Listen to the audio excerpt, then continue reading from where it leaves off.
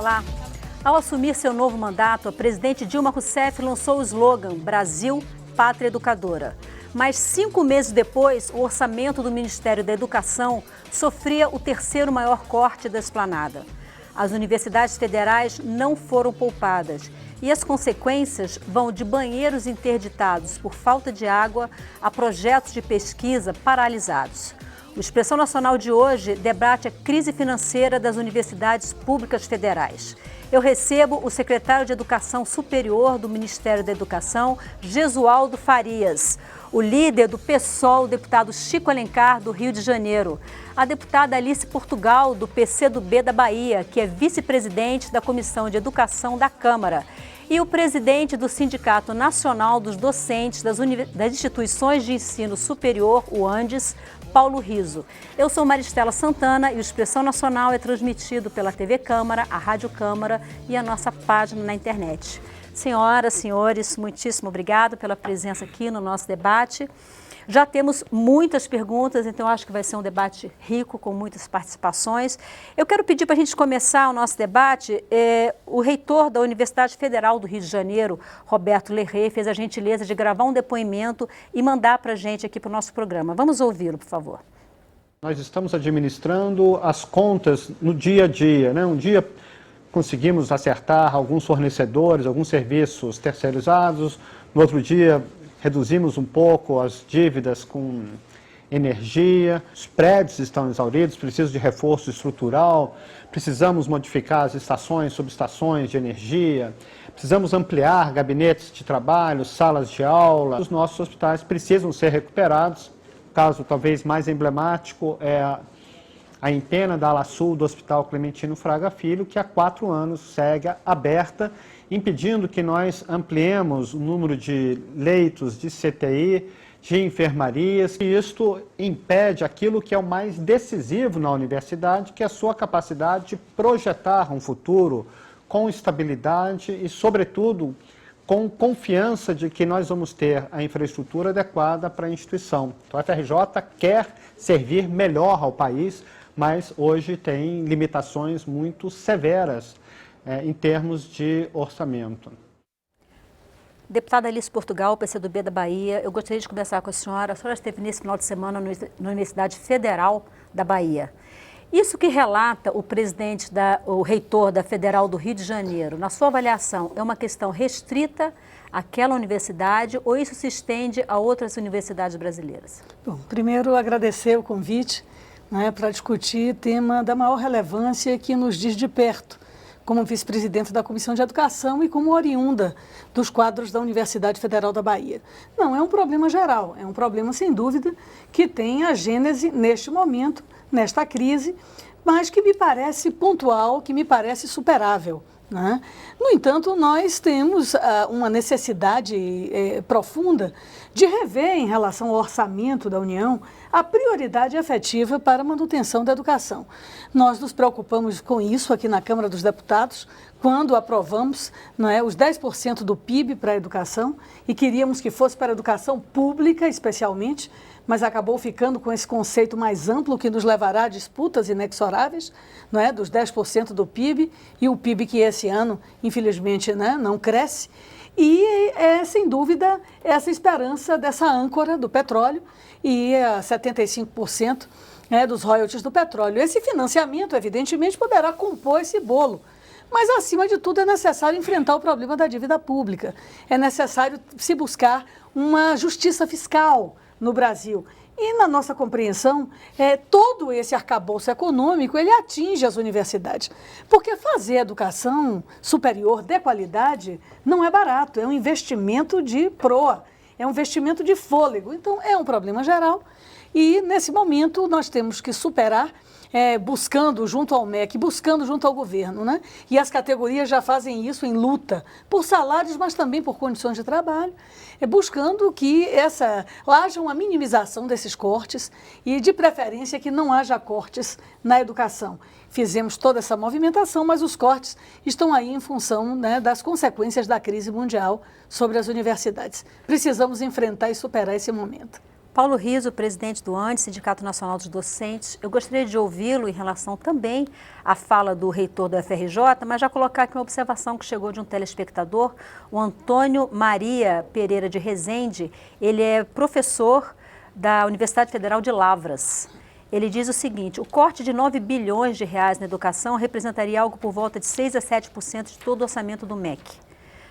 Lógico que todo corte gera insatisfações, mas a partir daí ter universidade alegando que não tem dinheiro para pagar energia elétrica, por exemplo, beira absurdos que parecem mais uma articulação e desgaste político do que realmente um problema de caixa.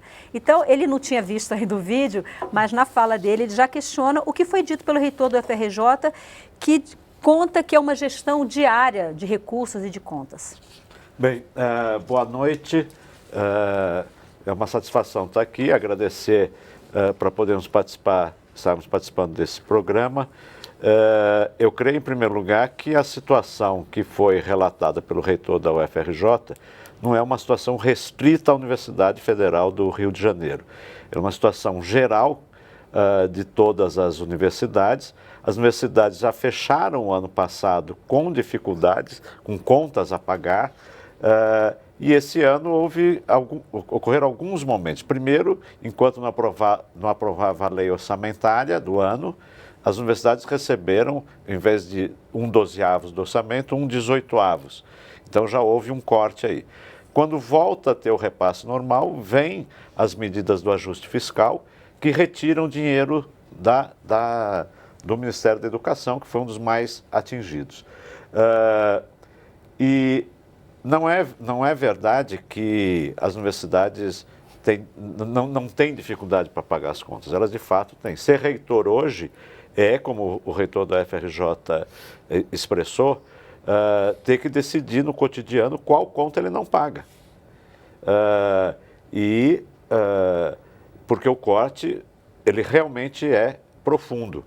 E nós estamos mobilizados, estamos em luta, preocupados que a situação que nós estamos vendo hoje não tenha reflexos para o futuro, não venham a ter consequências que não haja possibilidade de recuperação. Então, tem que enfrentar o problema fiscal, nós acreditamos que tem que enfrentar o problema fiscal. Mas para enfrentar o problema fiscal tem outras questões, como a deputada já colocou. Tem o problema da dívida pública, que tem que ser enfrentada, tem que ter uma reforma fiscal que inverta a situação que nós temos no nosso país, em que quem paga são os trabalhadores, quem paga a maior quantidade de impostos, e há uma redistribuição de renda ao contrário. Porque se houve cortes no MEC, por outro lado, há medidas que estão sendo feitas de repasses para o setor privado que não foram, que estão mantidas.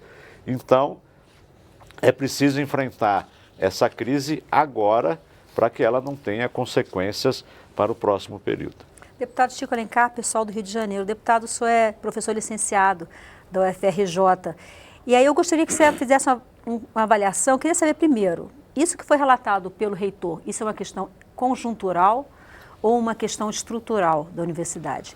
E aí, pegando um gancho no que o Paulo Riso comentou sobre alguns recursos que vão para algumas áreas e deixam de ir para outras, o Neto Medeiros, infelizmente não sei de onde ele diz o seguinte: acabo de me formar em comunicação social, jornalismo, pela Federal de Ouro Preto. Um colega, parabéns, Neto.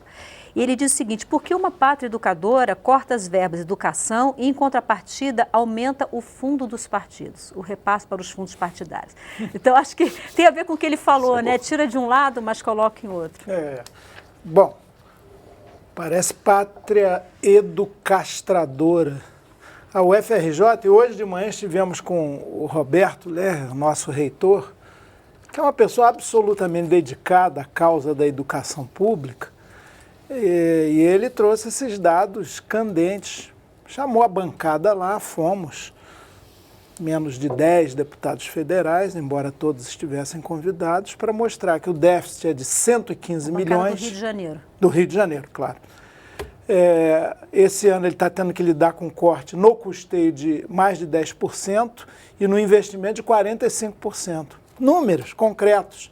Então, o nosso telespectador, professor da Universidade de Lavras, Minas Gerais, né?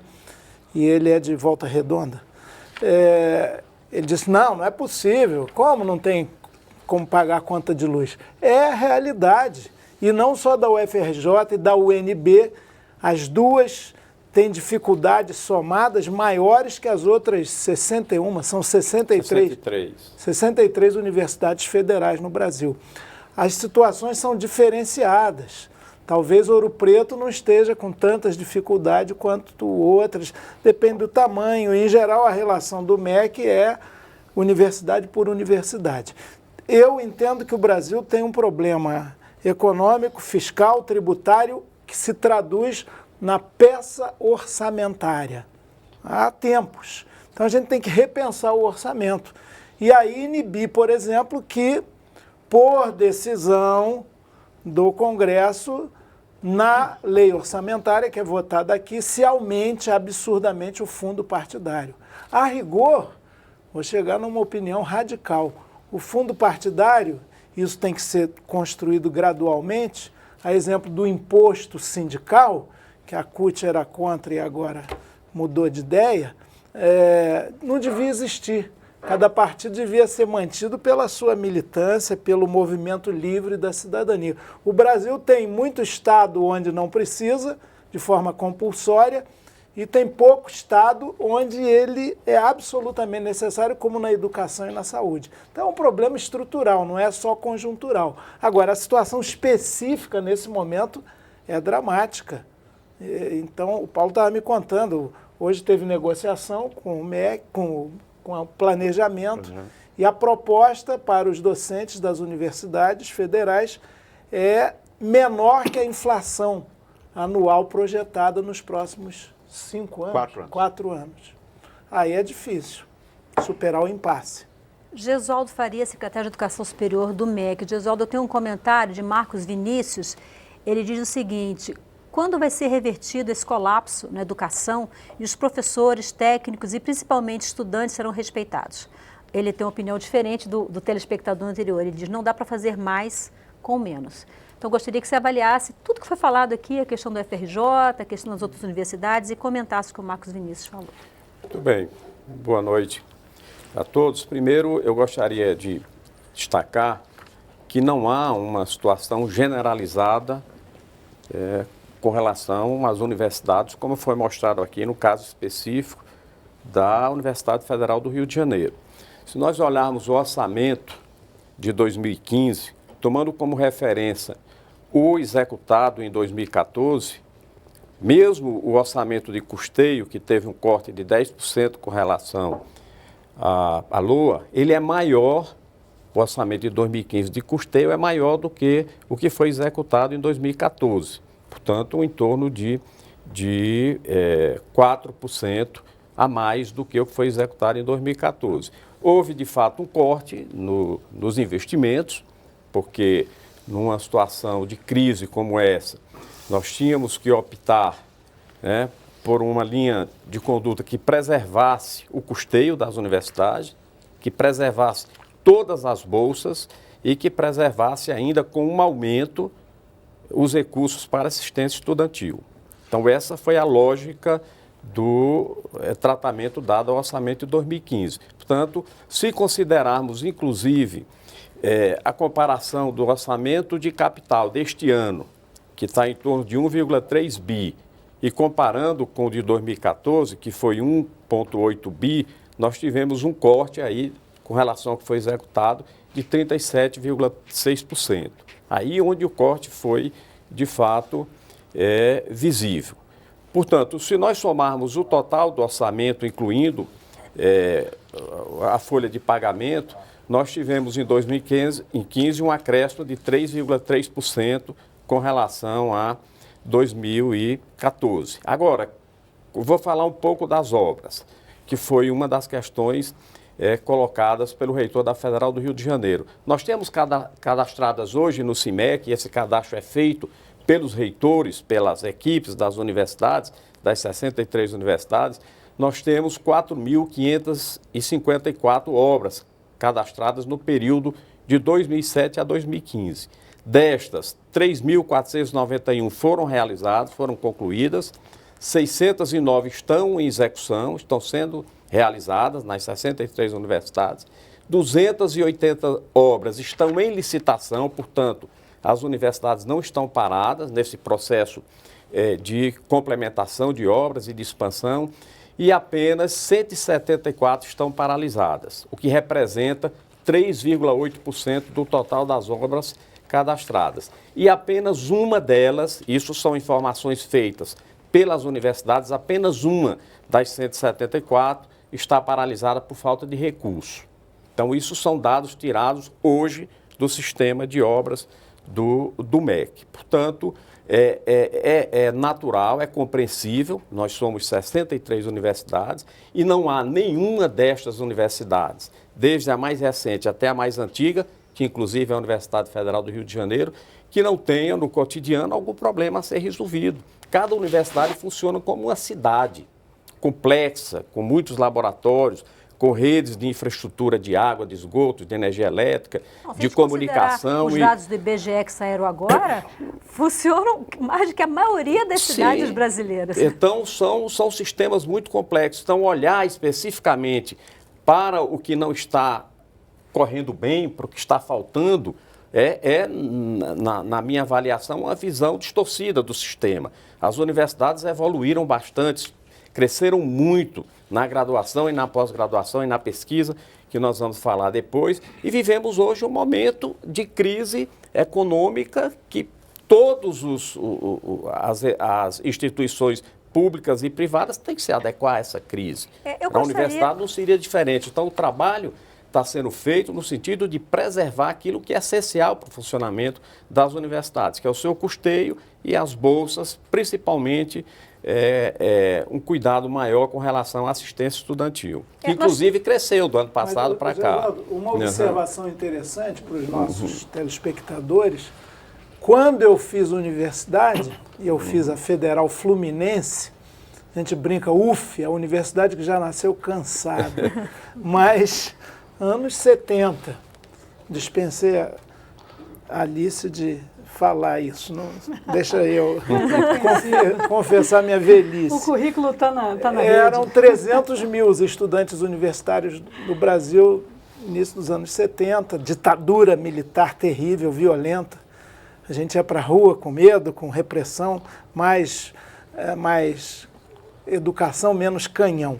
Eram em torno de 350 mil os universitários. Hoje são mais de 7 milhões. 7 milhões Só e 300. Que 80% eram das públicas. Inverteu. Hoje são mais de 7 milhões e 300 mil, mais de 5 milhões nas particulares. Isso eu acho que não é bom para o país. Mas tem um detalhe, 60% das matrículas hoje estão nas instituições públicas, no FIES e no ProUni. Então, 60% hoje nós podemos garantir que são recursos do governo financiando a educação superior no país. Transferência de recurso público. Olha só, eu queria mostrar uns números de 2014, 2015. Gisoldo falou bastante dos números. Queria mostrar aqui, a Consultoria de Orçamento da Câmara levantou para a gente os números de 2014. Em 2014, o Congresso Nacional aprovou o investimento de 9 bilhões e quase 400 milhões de reais para as universidades federais brasileiras. E foram investidos, não é gasto, em universidade a gente não gasta, em universidade a gente investe.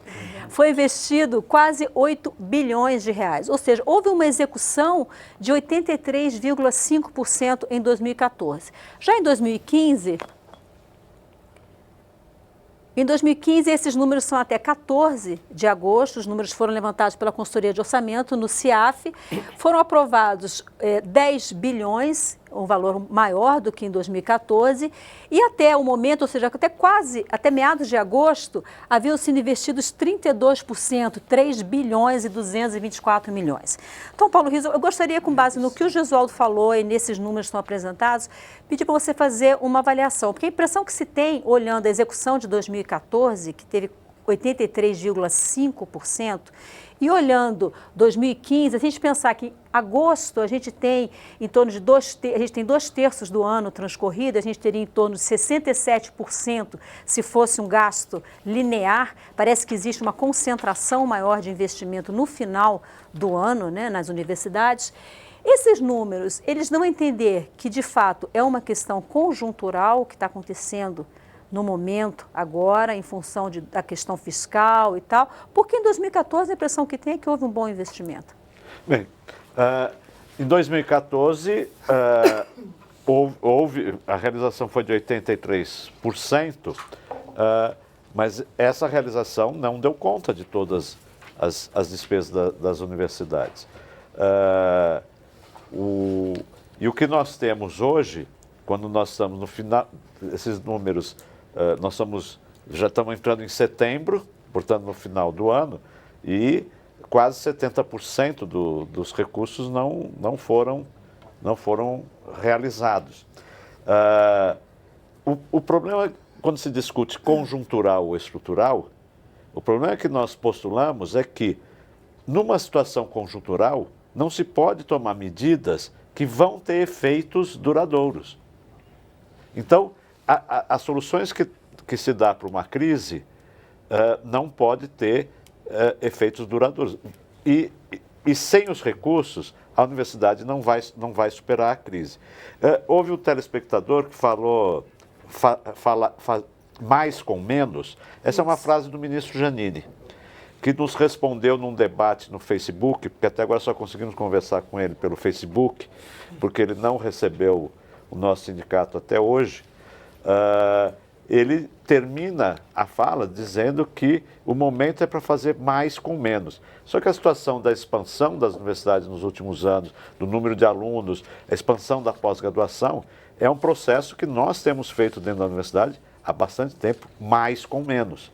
E nós não temos condições de apertar mais do que nós temos feito. E está em questão, no nosso entendimento, está em questão a manutenção da universidade pública, do seu caráter público, que é um patrimônio do país, que precisa ser garantido.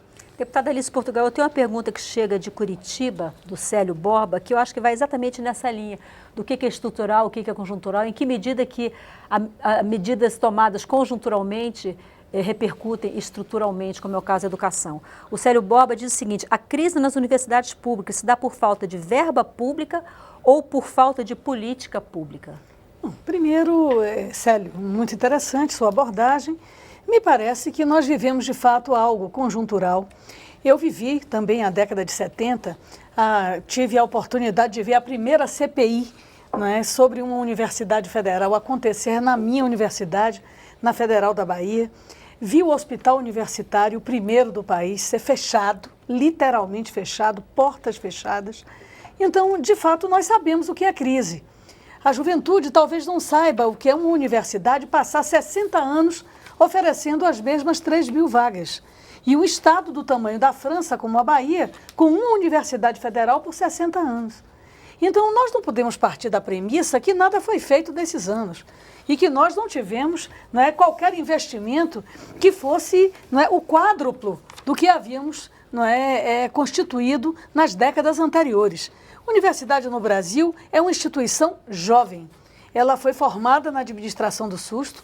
A Universidade Nacional do Rio de Janeiro foi um aglomerado de escolas para garantir um título de doutor honoris causa ao rei da Bélgica, que visitava o Brasil. Chamava Universidade do Brasil. É a Universidade do Brasil, isso não é folclore, é verdade. Está aqui o historiador, né? E, sem dúvida alguma, as instituições federais, nós passamos de 2003 a 2013, de 45 para 63, nós aumentamos exponencialmente o número de estruturas interiorizando a Universidade Brasileira, no caso da Bahia, que também o meu reitor reuniu a bancada para apresentar os números desse ano.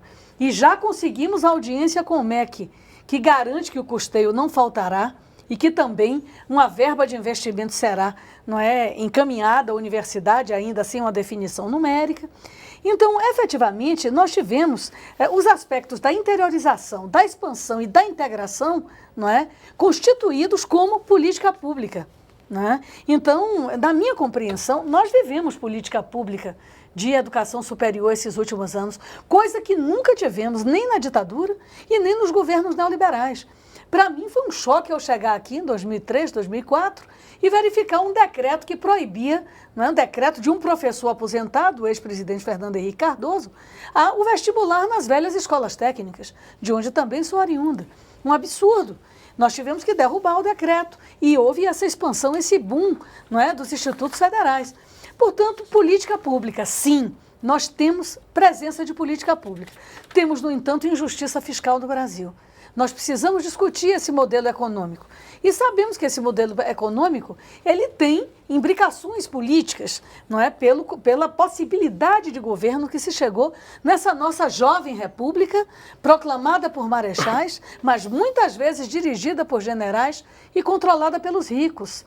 Por isso, houve a inversão da pirâmide para o setor privado, porque a educação foi tratada como negócio na ditadura, nos governos neoliberais, para que nesses últimos anos pudéssemos constituir políticas públicas de resgate garantindo, não é, estudantes, mesmo em vagas privadas, mais pagos por uma dação em pagamento, que é o caso do ProUni. Eu vou fazer aqui o intervalo. Na volta, eu gostaria de ouvir o Gesualdo, secretário, em relação a exatamente isso. Eu tenho aqui uma pergunta que chegou do Jucinei Carvalho, que ele fala sobre ProUni, FIES. Vamos conversar um pouquinho sobre esse assunto. Na volta, a gente vai falar também sobre pesquisa. Em que medida a falta de investimento em pesquisa ou a descontinuidade de pesquisas em função de cortes no orçamento prejudicam, inclusive, o desenvolvimento do país. A gente volta já já, não saia daí.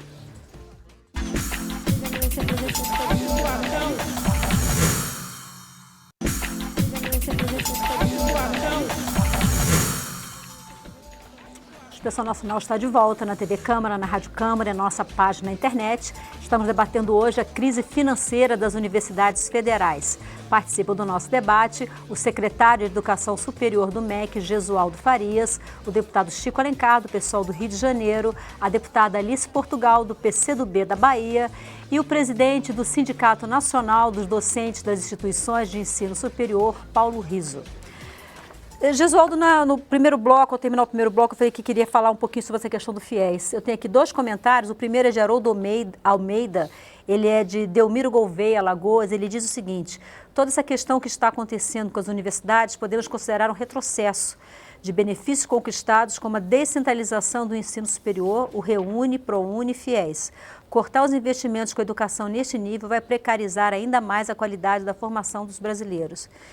E Jucinei Carvalho diz o seguinte: qual a lógica de realizar ajustes fiscais para a área de educação e cortes no MEC, mas continuar destinando verba pública para programas como o ProUni e o FIES? Por que continuar investindo na rede privada? Bem, primeiro eu gostaria de fazer uma correção com relação aos dados de execução orçamentária de 2015, porque os dados do MEC são diferentes dos que foram aqui apresentados. Nós já liberamos 90% do limite de empenho para custeio e liberamos 95% do limite de empenho para capital. Portanto, o que falta para execução nas universidades, uma vez aplicados esses limites de empenho que foram liberados na semana passada, vai ser 10% de capital e 5% de investimento, que é o que nós acreditamos vai ser o que falta para chegar até o final do ano. Então, as universidades estão executando e o MEC está repassando os recursos no final de cada mês. Portanto, não há esse número, a menos que o cálculo tenha sido feito com relação aos dados da PILOA. Nós estamos aqui falando do que foi de fato liberado como limite de empenho para cada uma das 63 universidades. E eu queria também destacar aqui, complementando o que a deputada Alice Portugal colocou, que eu não conheço nenhum país, em qualquer continente, que tenha experimentado um crescimento em 10 anos, no ensino de uma forma geral, mas aqui em particular, no ensino superior e também no ensino técnico e tecnológico, como o Brasil. Portanto, isso é uma conquista que faz parte de um processo que tirou o país, né, daquela situação que o deputado levantou aqui, de algumas centenas de milhares de estudantes no ensino superior para 7 milhões e 300, né, e outros milhares de estudantes no ensino técnico. Somente na graduação, nós saímos de 2003 de 109 vagas ofertadas pelas universidades para 231.500, colocando só 10 anos, em 2013, porque essa é a data do último censo. Isso representa mais de 100% de aumento. Se nós olharmos para a pós-graduação, que é mestrado e doutorado, nós saímos de 48.900 vagas em 2003 para 203.700. Aí nós estamos falando de 300% a mais. Esse é o investimento que precisa ser celebrado na educação. Agora, com todo o esforço que foi feito no Reúne e na expansão, o sistema federal, as 63 universidades, conseguiram dobrar a quantidade de matrículas, né? Saíram de 500 mil e poucas matrículas para 1 milhão, um pouco mais de 1 milhão de matrículas, incluindo aí as 83 mil na educação à distância. Mas nós temos muito mais estudantes para atender, daí porque a importância do FIES e do ProUni. E não são recursos que estão competindo com os recursos diretamente investidos nas universidades públicas. São recursos complementares de outras fontes que vêm servir de política pública para incluir estudantes que, se não fosse o FIES e o ProUni, nós estamos falando aqui de 2.850.000 estudantes que estariam fora do ensino superior. Porque as universidades federais não têm condições de recebê-los. Não tem de absorver mais de 1 milhão das matrículas que o sistema tem hoje. Né? É lógico que nós estamos com o Plano Nacional de Educação em plena execução, outro processo de expansão deverá ser realizado nos próximos anos, sobretudo quando a situação econômica do país melhorar, mas a expansão foi uma coisa extraordinária. Secretário... Né? E só esse ano, deputado, só para complementar, só esse ano, no ano da crise, nós ofertamos 313.947 vagas no FIES e 329.117 no ProUni. Somando isso com as vagas do SISU, que foram aproximadamente 261 mil, nós temos mais de 900 mil jovens que ingressaram nas universidades esse ano, no ano de crise, deputado. Então, mas ainda assim, olha, um dado só para a gente pensar o mundo e os nossos vizinhos. É verdade, há um número maior de jovens na universidade no Brasil. Mas dois aspectos. Ainda estamos aquém, em termos de população jovem de 18 a 24 anos universitária, em relação à nossa vizinha Argentina, ao Chile, ao próprio Uruguai. Então, para não ir com um exemplo lá de longe. E algo que me preocupa é essa prevalência assim, avassaladora da universidade privada, do ensino particular.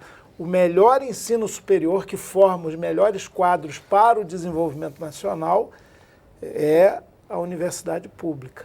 E isso se inverteu, né, em relação ao passado, aí, que tinha pouca gente, mas a universidade pública era quase que a única. Agora, inclusive com a política do ProUni, eu discuti muito com o ex-ministro Tarso Genro, a quem respeito, admiro, temos inclusive amizade, mas entendia que era uma forma de transferência de recurso público para a universidade privada. Ele dizia, mas eles não vão pagar dívida nunca. O governo Paulo Rizzo parece ter um comentário a fazer em relação a isso. Se é verdade que nenhum país teve uma expansão de vagas de ensino superior tão rapidamente como o Brasil, também é verdade que não existe nenhum país do mundo que tem a situação que nós temos no Brasil, que 80% da oferta de vagas são instituições privadas. E o que ocorre na expansão que teve lá até os anos 70, a maior parte das vagas eram do setor público. Depois foi expandindo e nos anos 90 foi... Aí, na época do Paulo Renato, foi o setor privado mesmo que expandiu a chegar a esse ponto. E país nenhum do mundo tem mercado para para 80% das vagas ser privadas. Então, o setor privado, para manter a sua atividade, manter a sua lucratividade, ele precisa de subsídio público. E o ProUni e o FIES são formas de subsídio público. Não competem porque são outras formas de recurso? Competem sim. Eles competem porque o Estado ou está deixando de arrecadar ou está financiando o subsídio para manter o lucro das empresas privadas, que hoje são grandes monopólios. Paulo Riso, e a qualidade dos alunos que ingressam nessas universidades e, sobretudo, que saem, a qualidade dos profissionais que saem dessas universidades? Você, como professor, qual é a sua avaliação? Bem, nós temos os sistemas de avaliação do ensino superior. A universidade pública, ela, como eu já disse, é não apenas um patrimônio que nós temos, mas a qualidade maior, a qualidade da educação é na universidade pública. Isso não quer dizer que não tenha faculdades particulares, universidades particulares com qualidade, mas boa parte das instituições particulares são verdadeiros negócios e para manter o lucro eles não investem na capacidade, não querem doutores, não querem pesquisa, querem fazer apenas aulas e muitos, como essas grandes organizações, investindo quase que exclusivamente no ensino à distância, que é o que mais dá lucro para elas. Eu gostaria de fazer um comentário, porque, na verdade, esses mecanismos são mecanismos temporários. Se nesses últimos 12, 13 anos nós não tivéssemos crescido a rede pública, nós poderíamos dizer que havia um privilégio desses mecanismos de dação em pagamento, não é, de se comprar vagas no setor público em troca de impostos que não seriam pagos efetivamente, que é o núcleo, especialmente, não é, do ProUni. Então, nós estaríamos, de fato, fazendo uma curva acentuada em direção ao privilégio do setor privado. Eu tenho clareza, não é, que são mecanismos, são artifícios temporários para garantir a ampliação e a não condenação, professor, de gerações que foram condenadas da ditadura aos governos neoliberais de Fernando Henrique, passando pelos anos 80, anos 90, a não terem acesso à universidade. Então, evidentemente, um programa como esse, que um dono de escola não pagaria a sua dívida previdenciária, a sua dívida tributária, né? E que essa dívida foi revertida em vagas, em cadeiras, constituindo a possibilidade hoje da formatura de quase 1 milhão de alunos via FIES, via ProUni. O FIES é um financiamento como outro qualquer, não é? Mas o ProUni, que utiliza essa fórmula, não é? Um artifício matemático e fiscal para garantir vagas, não tenho dúvida que o certo é garantir a expansão, é garantir a inclusão. Não é? Agora, obviamente, o que é que se precisa fazer do ponto de vista fiscal?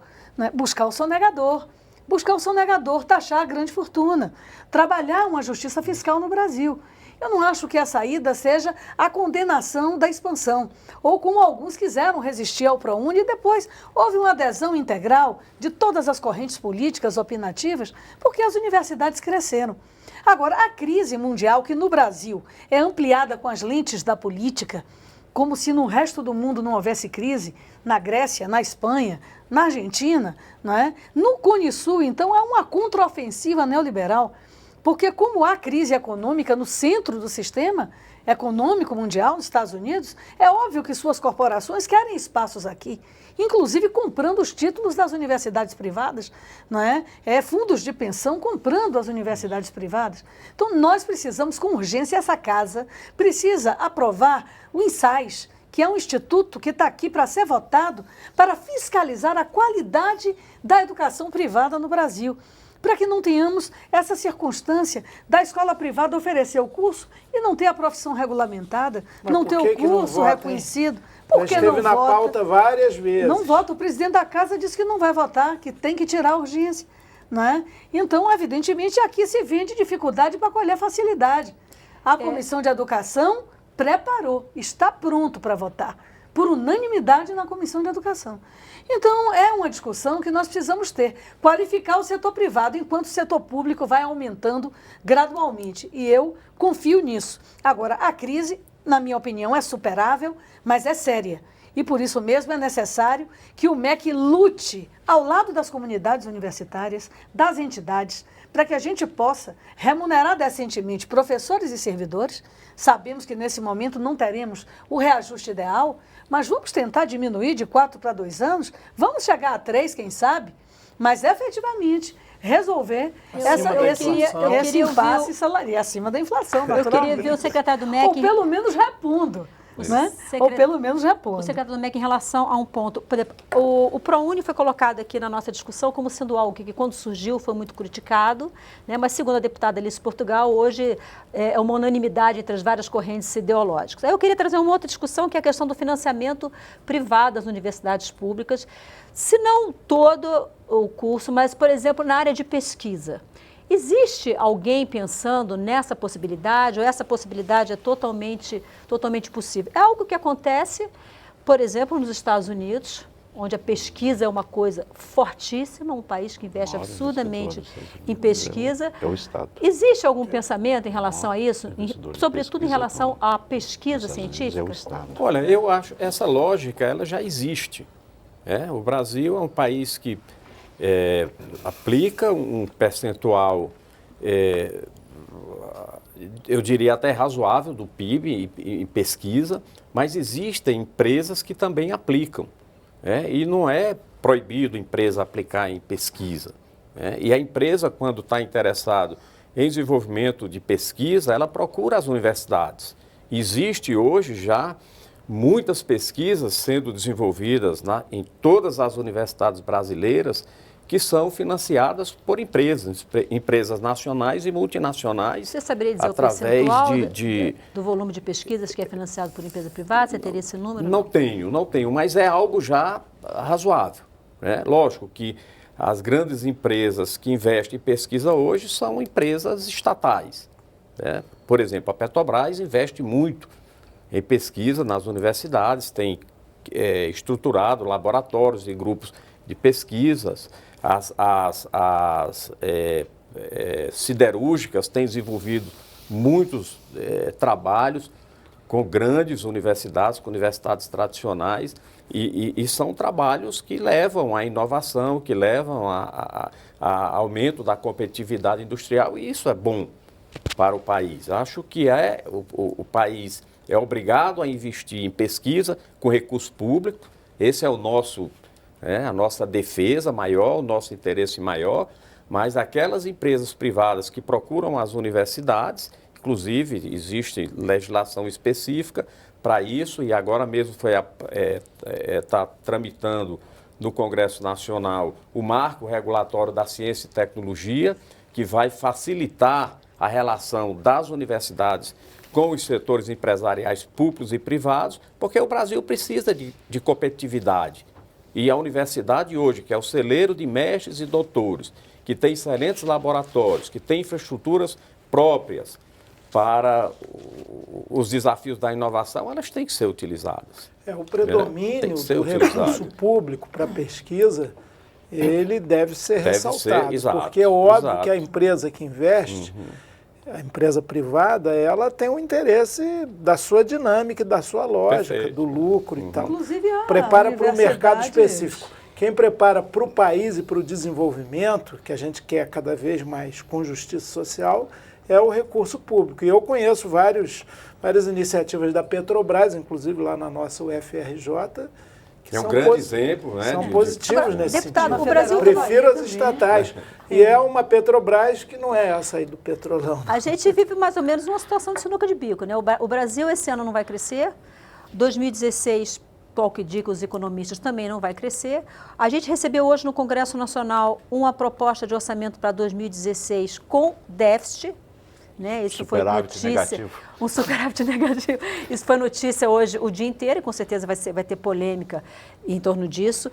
Então, assim, eu fico me perguntando até que ponto a gente não tem um ponto de inflexão que talvez precise pensar alguma coisa alternativa. O financiamento privado, o crowdfunding, quer dizer, o financiamento de múltiplas pessoas para determinado fim. Não pode se pensar na sua... Claro que pode, a gente tem que ter criatividade, mas olha... Paulo estava me lembrando aqui, nos Estados Unidos, que é a pátria da iniciativa privada, do capitalismo, o maior investidor em pesquisa é o Estado. Né? Então, não é um dogma, isso não é contra o regime professor, nós tenhamos também cadeiras de empresas nos conselhos superiores. Então, é preciso constituir essas parcerias, mas tendo como critério fundamental, não é, a natureza pública das instituições universitárias.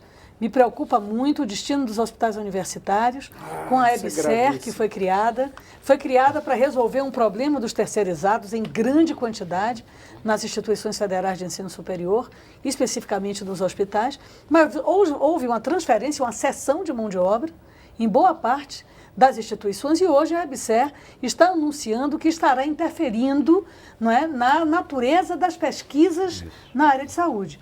Isso muito me preocupa. Eu acredito que nós temos que, de fato, preservar essa natureza pública e constituir com muita delicadeza essa interface com o setor privado no Brasil, porque nós sabemos, não há mecenas nas artes, assim como não há bondade nas ciências. É necessário superar essa fase para que a gente possa efetivamente constituir parcerias mais ousadas. Com as estatais, são parcerias produtivas, importantes, que têm gerado muitos frutos científicos para o Brasil. Nem financiamento privado de campanha desinteressado. Eu pensei nisso, deputado, mas eu achei melhor não falar, porque eu queria acrescentar ao que a deputada a reforma colocou. política está sempre aqui. Quem é contra a corrupção, quem é contra a Petrolão, tem que votar contra financiamento empresarial, porque a empresa não vota, né? Mas não foi o que aconteceu. Infelizmente. As demandas das empresas para a pesquisa também são demandas pontuais. E elas não, salvo grandes empresas, como no caso da Petrobras, muitas vezes são demandas pontuais, que não dão, vamos dizer assim, sustentabilidade de recursos para a instituição. E, então, não há problema nenhum ter parcerias com as empresas, mas o que está em questão é o que a deputada falou, é o caráter público das universidades que temos que defender. O nosso tempo está praticamente esgotado. Paulo Riso, eu tenho aqui várias perguntas de pessoas que querem saber como estão as negociações. A Andressa Costa pergunta pelo Twitter se o governo tem respondido à pauta dos docentes. A Liliane Maria, daqui de Brasília, ela diz: como é que o senhor analisa a postura do ministro da Educação, o senhor Janine, com relação à greve dos professores das universidades federais, visto que o ministro não recebeu a categoria uma única vez, se recusa a negociar com ela? Tem várias perguntas.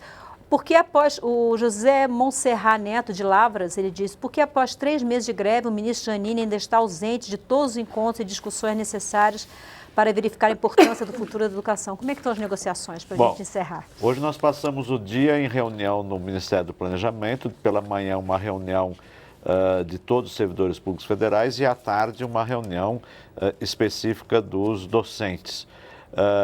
E houve uma posição unânime de todas as entidades representativas dos servidores públicos federais de não aceitar um reajuste em 4 anos, até 2019, abaixo da inflação.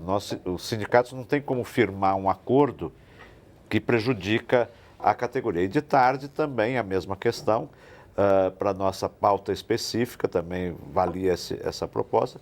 E o secretário de Relações de Trabalho, Sérgio Mendonça, ficou de ver com a área econômica, com os ministros, a possibilidade de ter alguma flexibilidade. Que o que está aventando, a Alice Portugal já adiantou, é alguma coisa de reduzir de 4 anos para 2 anos. Em relação à menção ao ministro, nós estamos, quinta-feira temos uma conversa na Secretaria de Ensino Superior com o secretário. Essa menção ao ministro, ela vem sendo pontuada porque o ministro da Educação, ele é uma pessoa da universidade, ele sabe os problemas que nós vivemos na universidade, ele é crítico a vários problemas que tem na universidade, mas ele realmente, nós não tivemos a oportunidade de vê-lo atuando a partir do seu posicionamento crítico na busca da sua atuação negocial, da sua atuação no processo que nós estamos vivendo. Ele diz que está acompanhando, óbvio, todo ministro está acompanhando, mas eu queria registrar que é o primeiro ministro da Educação que não conversou não conversou com o sindicato até hoje. Impressionante. Eu poderia fazer uma... Por favor, para a gente encerrar. O ministro já recebeu, sim, sindicatos. Recebeu, não recebeu especificamente o Andes, por uma questão de agenda, e o fato dele não estar diretamente reunido com os sindicatos não significa dizer que ele não está participando do processo de negociação. Está, sim, tanto o ministro Renato Giannini como o secretário executivo Luiz Cláudio estão diariamente em contato com os ministros das outras pastas, especificamente tratando com os seus colegas do planejamento, no sentido de avançar nas pautas de reivindicação tanto dos professores quanto dos servidores técnico-administrativos.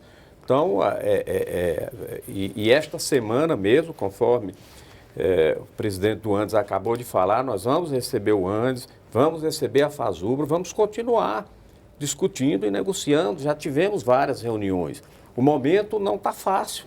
Mas precisa encontrar os meios de soltar essa torneira dos recursos. Nós estamos trabalhando para isso. Não, se fosse fácil, ninguém quer uma greve de 3 meses. Ninguém, nem governo e nem tampouco, acredito, os sindicatos. Com certeza. E nós temos acredito que nas próximas semanas estamos todos ansiosos para que essa greve tenha Eu preciso encerrar o programa, espero que cheguem a bom termo nessa negociação. Gesualdo Faria, secretário de Educação Superior do MEC, muito obrigado por sua presença aqui. Deputada Alice Portugal, PCdoB da Bahia, muito obrigada também. Hoje chegou o orçamento, a proposta de orçamento para 2016. Acho que vai ter bastante trabalho na Comissão de Educação. Sem dúvida. Vamos perseverar na busca da diminuição de cortes e da ampliação de investimentos. Essa é a nossa meta. Deputado Chico Alencar, pessoal do Rio de Janeiro, líder do PSOL, muito obrigada mais uma vez por sua presença aqui no Expressão Lembrando Nacional. que chegou o projeto de lei orçamentária. Quem vota é o Congresso. E a população tem que se interessar e nos pressionar para a gente melhorar essa peça orçamentária, que está ruim, né? Tá ruim, talvez mais realista. Agora, como? o problema é o rentismo, né, que predomina. Tem lá umas zonas que são intocáveis. Tem gente que está ganhando com essa crise, sempre. Tem, com certeza. Paulo Riso, presidente do ANDES, Sindicato Nacional de Docentes das Instituições de Ensino Superior, muito obrigada também. Desejo também boa sorte nas negociações com o Ministério da Educação. Eu agradeço. E você de casa que nos acompanhou pela TV Câmara, pela Rádio Câmara, eu quero agradecer as inúmeras perguntas que nós recebemos. Nem todas eu consegui ler, por exemplo, o Leone de Feira de Santana, da Bahia, participou. Tivemos muitas participações pelo Twitter, eu quero agradecer você que participou pelo Twitter também. Eu vou terminar esse programa, a gente vai exibir algumas imagens que o pessoal da Universidade Federal do Rio de Janeiro fez a gentileza de gravar e mandar para a gente. Na próxima segunda, é dia 7 de setembro, feriado, nós vamos reprisar o programa que debateu as mudanças do Pacto Federativo. E no dia 14 tem programa novo, nós vamos falar da proposta do orçamento para 2016, apresentada pelo governo hoje e que prevê um déficit de 30 bilhões e 500 milhões de reais. Eu sou Maristela Santana e a gente se vê de novo ao vivo no dia 14, às 9h30 da noite. Até lá.